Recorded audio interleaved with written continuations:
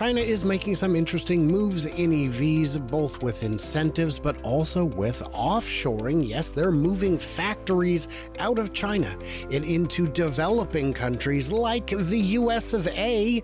Let's discuss that. I'm Brian. Welcome to Futuraza.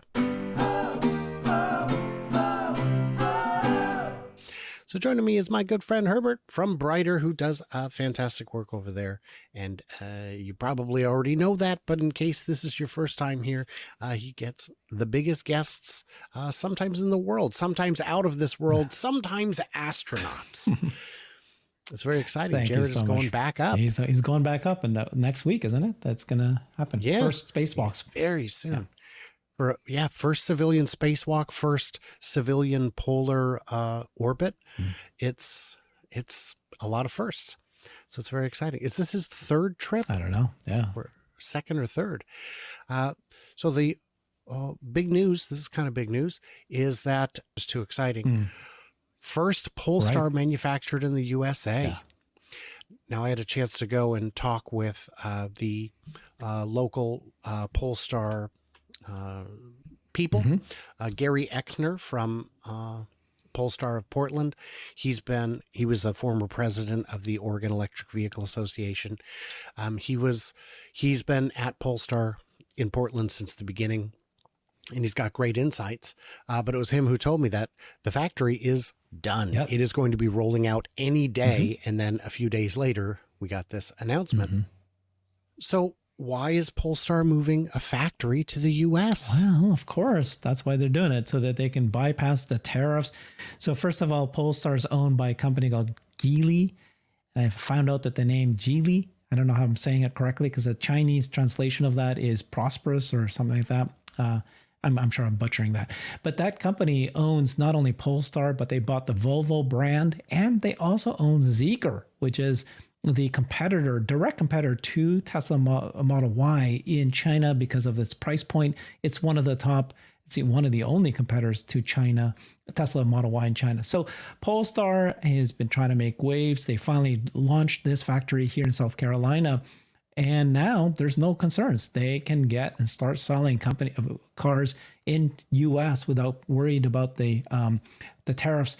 You and I did a show one time, which is, do you remember the president of BYD North America? Is her name Shirley? Yes. What's her name? Shirley.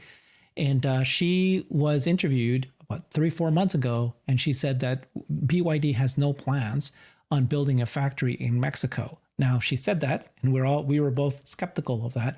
And she said the reason is because we need to see what happens with the election in November. Very much you can hear Trump saying that, for example, that we're going to, he wants to shut down this loophole that car companies can just set up shop in Mexico. And then as part of North America, they can bypass the tariffs. But he is promoting that if you build a factory in the U.S., please come here, build the factory in here, sell here. And that's what BYD may consider doing, or in this case, Polestar. They're ahead of the game. They're here in the U.S. They build a factory in the U.S. They can sell in the U.S. And it's great. So I'm glad to hear that this is happening. When I was a loan officer, I submitted to the marketing department an ad that I wished to run. They had this very fancy marketing kit full of absolute garbage. I don't know where they got it or why they thought it was good. But I said, there are loopholes that can get you a bigger house. And my whole marketing campaign was get a bigger kitchen. Nice. And they did steal that from me and just use it as if it was their own. But they said, you can't use the word loopholes. Yeah. I said, why not? They said, because it's not a loophole. These are programs. These are things that actually exist. So I would point out that it's not a loophole that you can build cars in Mexico and sell them in the US. It is the entire plan. Yeah. And that's what most Ford EVs are made in Mexico. 35% of GM's EVs are made in Mexico. This isn't a byproduct of the deal. This was the deal. And it's a brand new deal. Well, we're going to renegotiate it. Guys, it's a brand new deal. You just wrote the thing. If you didn't see it coming, I feel like that's kind of on you. So I would, as a little feather in Polestar's cap, because there are a lot of people who think China equals low quality, I would point out that Polestar is a Swedish company. Yeah, it's they not. do their, it's not, but they do their design Yeah. and engineering in Sweden that's where they do their testing and design work. So I would say it's got a lot of the best of the Swedish aspect, but it's got the manufacturing and engineering prowess that I expect from China. So I would say it's kind of a best of both worlds solution on that front. And this is what we wanted, guys. We wanted companies to come and build their cars here, and it's here. So hopefully this will pan out as expected. Before you move on, though, so Polestar is controlled by China's Geely. So yes, they try to position themselves as Swedish, but they're owned by China's company. Now I've been making a mistake because I've been saying that Geely is government owned by China, and it's not. It's actually an entrepreneur that I've somebody pointed out to me, and I checked up, and it was correct. So I made that mistake. But great, I appreciate the clarification. So we've got this one here, cash for clunkers. Ooh. Really? China's doing their own cash for clunkers. They're looking to put in $26 billion to get your older car off the road. Now, apparently, the emissions standard for cars in China is when they hit something like 5 or 6 years, they start doing emissions testing every 6 months. And if it fails twice ever, it's out. It's done. So that's a big difference. And that would not fly in the US. That would be seen as anti-freedom. I want my freedom to pollute. No, but you see what I mean here? This is what I was saying at the beginning, right? It's like when China wants to do, actually, it was the other show we did, right? It's like when China wants to do something, they do it big. They have these massive incentives and they make the change happen. And the US is kind of waffling. We in fact, there's conversations now that if Trump gets in, he's going to remove the federal incentive. And while it makes sense to do that locally, it doesn't make sense when you think about it globally. It's an economic warfare against China. China's going to have all electric vehicles. You know, Tesla, US only is like 10% of all new sales in the US is electric vehicles. And China is now 51% new EVs combined between battery electric and hybrids. But this is an economic warfare. What happens when China creates these electric vehicles en masse? Hundreds of car companies have formed. Many of them will die, but the ones who survive, they will do this at scale. They will continue to innovate. And this is not just about electric vehicle platform. This is the basis for a smart car versus a dumb car.